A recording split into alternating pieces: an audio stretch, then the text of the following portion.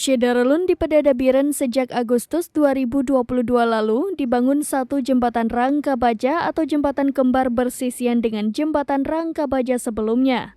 Jembatan tersebut berada di dua desa yaitu Desa Menasah Pulo sebelah timur dan Desa Blangkubu. Anggota Komisi 5 DPR RI fraksi PKB asal Biren, Haji Ruslan M. Daud SEMAP bersama pejabat PUPR Aceh meninjau pembangunan jembatan tersebut pada Sabtu 7 Oktober 2023. Haji Ruslan bersama dengan pejabat PUPR Aceh langsung turun di sebelah barat jembatan dan melihat dengan dekat pekerjaan yang sedang dilakukan.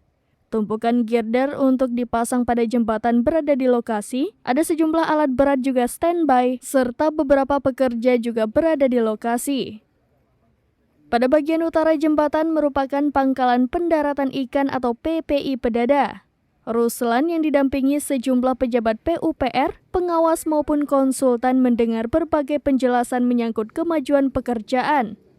Disebutkan pembangun jembatan kembar rangka baja di Pedada dibiayai anggaran pendapatan dan belanja negara atau APBN tahun 2022 sebesar 70 miliar rupiah lebih. Skema pembangunan yang dijalankan serta multi-years yaitu dimulai 2022 sampai 2024 mendatang.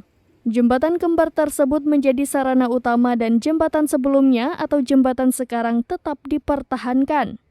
Pejabat pembuat komitmen atau PPK 1.2 Provinsi Aceh, Teguh Hermansyah mengatakan, diperkirakan pada Desember 2023 seluruh girder jembatan sudah naik semua pada pondasi jembatan dan selesai tepat waktu nantinya.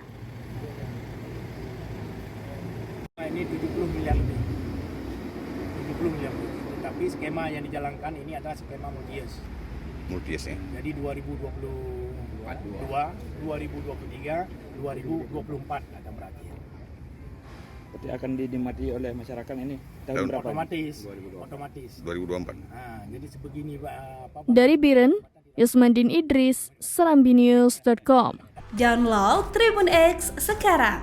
Menghadirkan lokal menjadi Indonesia.